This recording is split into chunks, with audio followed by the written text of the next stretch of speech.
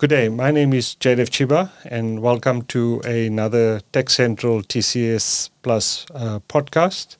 We're going to be chatting today about cybersecurity operation centers. And with me in the studio, we have Jason Oehley, who is the regional sales manager, and Andre Den Hond, who is the sales engineer. And both these gentlemen are from Arctic Wolf, which is a dynamic 24/7 cybersecurity operations provider, providing tailored service to your company's requirements. Gentlemen, welcome to the studio. Thanks, Jaidev. Good to be here. I think in terms of the topic we wanted to cover, it's really about build versus buy and trying to say, finding the right operating model that will make sense for your cybersecurity operation center. And I think to kick off with, let's start at the very basics. Let's look at the title of buy versus build, or build versus buy. What do you mean by that? Yeah, look, it's maybe let me start there. It's an interesting concept. I think in everything we do, it's finding that balance on is it beneficial for me to build something or to consume a service type aspect. Now, I could take that a step further and go, it's not really build versus buy. It's build versus partnership, right? And partnering with somebody that's going to do a lot of the fundamentals for you, that you can focus more on the business outcomes, the business context around it, rather than you having to go and try and build this yourself, because it's not the core focus of a lot of the businesses that are out there today. Yeah. So, we're talking about security operations. So maybe you want to elaborate, what are security operations? And we've had a long history of people trying to do security in companies and in organizations. So maybe elaborate on that a little bit. I can maybe jump in there quickly. So from my perspective, security operations is all about finding the balance between security expertise and security controls. So every organization is going to have, cyber defense is all about ensuring business continuity at the end of the day. That's why we protect our organizations, because we want to ensure business continuity. And every organization is going to have a required security level, to sustain business continuity, a required level of security. But the actual level of security is going to fluctuate over time. That's going to change over time, depending on what the employees are clicking on at that specific point in time within the organization, just as an example. So the actual security level is going to deviate.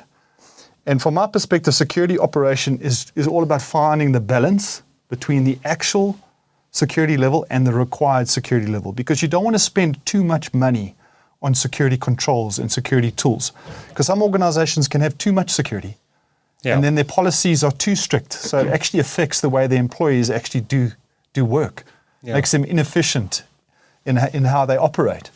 So you can have too much security, and security operations is all about finding the balance between the actual security level and the required security level to sustain business continuity at the end of the day. I always compared, security to insurance. It's a grudge purchase. You only want to do so much of it and enough of it to make sure that you are adequately protected. It's really the balance between tools and humans at the end of the day.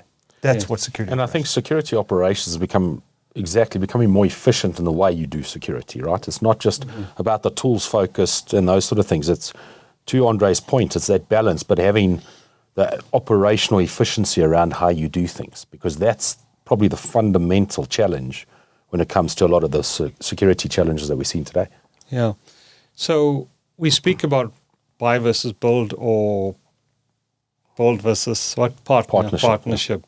So why, as a CISO, if I were a CISO, why would I consider trying to build this in-house, or rather than trying to partner, or vice versa for that matter? Look, I suppose there's a couple of concepts around it. For a lot of customers, if we think about, you've also got to look at where you are and what the size of the customer is and what you're trying to do, what your focus areas are. Yes.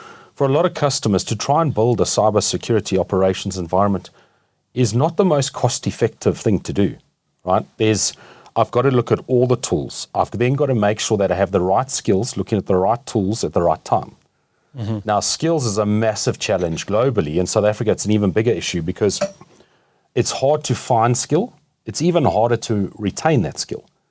So number one, I have to buy all these tools and I don't have any guidance around which tools I need. Then I've got to build or get resources to manage all these tools. And then half the time they don't talk very well to each other. So I don't have this broad holistic visibility around my attack surface and what's actually happening in my environment. Whereas if you partner with somebody or buy a service offering, you're working with somebody that is effectively a third party, making sure, so you're not looking at checking your own homework, number one, but also somebody that understands the risk, understands global intelligence, understands ways to look for risk. Because it's not core to a lot of the customer's business trying to build a security operations environment. So why would you do it? Work with somebody that can do a lot of that heavy lifting for you, and you can focus on the business risk and working on the focus areas around how it's impacting the business and that proactive management around your strategy rather than the fundamental tasks around it. Yeah, I guess talking about resourcing and the challenge of getting talent and keeping talent, I guess the good balance of what you're talking about is you would have a small staff complement internally and then supplement that with the partnership you're referring to. Correct, and that's why we talk around this partnership aspect, because it's not us and them, right? Mm-hmm. It's about working together, augmenting existing security tools and your existing team and working together to continuously improve the security posture. That's the goal in the end, right? You want to add anything? Because the customer is going to have the internal context of the business. Yes. So that's why it's important to have that partnership approach, because only the customer understands what's taking place in their business at that specific point in time. So that's internal intelligence that we need from the customer. As Arctic Wolf, we can provide that external intelligence, but it's important that we have that internal intelligence so we can build contextualization. Okay. No, thanks for that. You deal with a number of customers. So, what are the challenges that some of these customers are sharing about the difficulties or the challenges they have in building security operations in their organizations? There's multiple, right? I think the probably the biggest one we run into is skills. Is number always one, skills, right? Security expertise. What tools to use. Right. And one of the things we hear a lot of in South Africa is, I don't know what I don't know. Because it's not that focus area. So having that context around the entire risk of that company or that corporation, is only by understanding that do we understand the risk profile. If we're only looking at individual pieces, that's where a lot of customers struggle, is because they look at individual areas of security and there's not that broad visibility or context around where that risk is inside the organization. Mm-hmm. It will also be alert fatigue, All these security tools do at the end of the day is generate alerts. Yeah. And there's also lack of contextualization again. Because you're getting alert, but you've got no context around that alert. And if you don't have the ability to correlate that against the attack surface to provide additional contextualization, that results in alert fatigue, because you're just getting too much alerts, and the alerts themselves do not provide enough information about that specific event or that specific incident because of the lack of contextualization. And also the other challenges around integrating into all these security tools out there. How do you get the telemetry from all these security tools in order to monitor it on a 24/7 basis? The integration aspect is also a big challenge. Sorry, just to add to that, right? If you come back to the skills piece as well, I think when you're talking around cyber security and security operations, it's got to be a 24/7 approach as well. So to staff that, you probably need 6 to 8 people to run a efficient 24/7 SOC. For a lot of customers in South Africa, there's no ways of doing that. And that's probably, when it comes to staff, the skill sets, those sort of things, that's probably the biggest challenge that we run into all the time. Jason, I want to go back to the first point you made about, almost these point solutions that a lot of companies are putting into place, and they don't always see the end-to-end picture. Through your offerings and your solutions, how do you make sure you cover that full spectrum of visibility, if I could call it? Yeah, so we approach security a little bit differently to the traditional way that you see in the market. Is we have this open platform or vendor neutral approach. The idea around this is to integrate and augment your existing security tools as a customer. Because to your point, we understand every customer's already started that journey. So they've got a whole lot of tools in place. So it's about coming in and how do we integrate with what you've got and your existing team, and then provide broad visibility across that entire attack surface. And we do that by various means of integration into those tools, and also our own technology components where we're collecting this information and putting it into the single viewpoint that we can understand where the risk is. Yeah.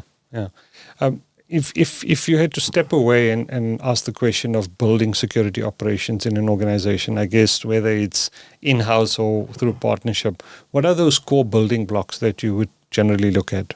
I can typically run with that, Charles. So if you look at trying to build security operations in-house, there's probably about 5 building blocks that you need. So the first one is probably risk-focused prevention, and this is where you look at security tools and security controls. Then the other building block is, the monitoring piece, the security monitoring and the triage piece. And this is where the security analysts and the SOC typically comes into play. Then you need an incident management piece, incident management and response component, okay? Then you also need that situational awareness component. So you need to understand where your actual security level is and the required security level. So you need to be able to benchmark where you are from where your current security posture is. And then also when it comes to building security operations, there's a constant feedback loop. You've got to constantly improve going forward. You need to be able to build intelligence continuously into security operations. You can't just do it once off. And that's where the internal intelligence aspect comes into play. So understanding the business processes and where the business is at that point in time. But the external intelligence aspect is understanding global risk. What's happening in terms of cyber attacks? What are the latest TTPs, tactics, techniques, and procedures that these threat actors are leveraging to attack organization, and building that intelligence back into security operations? That's also key piece of the puzzle. And I guess if you're trying to do all of this in-house, it's always going to be a challenge because you don't always have exposure to new skills and new capabilities and new tools. Correct. Unless the people internally go out. You don't have intelligence. You don't have global intelligence. You don't understand risk from a global perspective. Yeah. I think there's that aspect, and that's the thing. I always use the example, if you build your own environment, you only understand your risk, right? There's not this global intelligence. But it goes even further than that, is when the business or the organization changes direction around a tool, now you've got to reskill. Or something else changes, you've got to reskill, and you've got to shift the dynamic of what you're looking at. I think even to the other extreme is that a lot of organizations that we talk to in that mid-market, medium enterprise space don't have any security skill. So now when you have an IT issue or a security issue, where do you focus? And these are all the things that compound these challenges that a lot of the customers are seeing. Yeah, if I can just go back historically in my own role as a CIO, we've gone through that evolution where cybersecurity or IT security, as it used to be called, was a part-time role for somebody in IT. And we've now obviously gotten to a point, I wouldn't say we've matured, but we've gotten to a point where there are IT or cybersecurity managers or even CISOs that are being appointed. So that evolution does take place, but pivoting in terms of skill set is always challenging, and there's always new tools on the market. Correct. And I guess that's just what makes it a lot more difficult to try and deal with this internally all the time. It's constantly evolving, right? Yeah. So you need expertise to guide you through that journey. Yes. To help recommend the appropriate tool for that specific area of the business at that specific point in time. True. So how does Arctic Wolf go about solving for this challenge around security operations? So I'll touch on it, and then maybe you can dig a little bit deeper. But I mean, for us, it's really, this is that partnership aspect that we're talking about. So it's about looking at a customer's environment and integrating with the existing team and existing tools, and then providing that 24/7 security operations. The big goal around this is to try and remove a lot of the heavy lifting from the customer. Because a lot of the challenges around it is all the information and how do we process all this information. So by us removing a lot of that heavy lifting from a customer, we have the ability to understand the risk, do the investigation, the threat hunting, and those sort of aspects to them, and we present back to the customer what we call an outcome. That outcome is we've detected a risk, these are the steps that need to be taken to address, and we will work with the customer to protect against that risk. But it doesn't stop there, because that's really the detect and respond piece. So that's how do I understand risk and respond to that risk. we take it a step further, and this is where we talk around that concierge delivery model, the concierge team, making sure that we're working with the customer to improve against some of those risks moving forward. So how do we improve the security posture and help guide the customer around their security journey or their security strategy? So those are fundamentally what we try and do when we partner with a customer. So it's a journey, I guess. You know, it's first engagement, understand what the customer is trying to achieve and what their goals are, and then see where you can support them, I guess. Exactly. Yes. In a nutshell, if I may say that. It's the difference between a product-centric approach to dealing with cybersecurity versus a service-centric approach. Yes. And what we've seen is the security tools are just not effective these days at stopping the cyber attacks. The threat actors are getting past the security tools, the security controls. And it's because the operational element is failing within businesses. And that's where we come at cybersecurity. We tackle cybersecurity from a security operations perspective. Yeah. You spoke about a concierge model. Don't you want to just elaborate? What do you mean by that? Yeah, so I mean the concierge model is really focused around not just the detect and respond piece and the SOC services. It's about working with the customer. So effectively every customer that consumes a service or works with Arctic Wolf gets linked up with named security engineers, very highly skilled engineers that have a lot of experience around security. Now their goal is to sit with the customer, understand where they are and help put them on a security journey. Now, what we mean by that is effectively understanding where they're trying to get to and help define their security strategy. Now, the goal around that is, it's like I said earlier, it's about improving that security posture, working in line with that customer as a partnership to build a rock-solid security strategy and focus predominantly on improving that security posture. So it's not, what we see in the market a lot of the time is it's very focused around, you talk security services, detect and respond, right? And that's always reactive. It's about being proactive and improving the way you look at security and building that strategy. Okay. The threat actors are continuously innovating. Yeah. So you have to work on improving security continuously. Yeah. And that's where the concierge security model comes into play. That's where that journey comes in. Yeah. Just changing tack a little bit, and this is a big issue in the marketplace, particularly depending on the industry you're in, but compliance and regulatory issues are foremost in most people's minds. How do you as a third-party provider cater for that? So our security services, we are compliant to cybersecurity standards like SOC 2 Type 2. That's a cybersecurity standard because we're dealing with customer data. Even though it is just telemetry data, we've got to make sure we have all the correct security controls in place to protect customer data because we're a service provider. We're a cloud-based service. So we are SOC 2 Type 2 compliant. We're also ISO 27001 certified, and all of our security centers have SOC 2 Type 2 certifications and ISO 27001 compliance as well. So we also comply to things like GDPR, as well. So by implementing our services, by consuming Arctic Wolf services, we help our customers to demonstrate compliance to their regulations. So some customers are going down the ISO certification route. Some of the requirements for ISO, necessitate the need for 24/7 monitoring, for example. We provide that capability. Things like PCI DSS, if you're dealing with payment card transactions, you need to have a SIM tool. That's mandatory for PCI DSS compliance. We provide the SIM functionality as part of our service, as part of our outcome-based service. We're providing the SIM functionality. We're also providing the SOAR functionality as well as part of our service offering.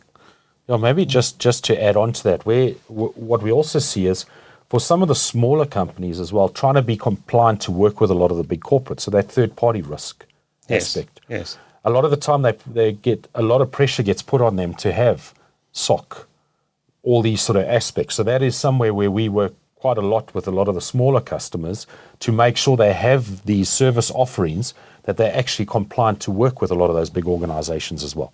Yeah, and it's also a cyber insurance thing as well. Yeah, Some correct. organizations are battling to get cyber insurance to begin with because they don't have the required security controls in place that these cyber insurance companies are looking for.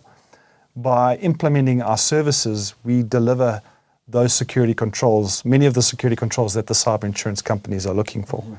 And in fact, as part of our service offering, we do something called a cyber resiliency assessment, where our specialists work with our customers to benchmark themselves, their security posture against industry standard frameworks, cybersecurity frameworks like, for example, NIST and CIS.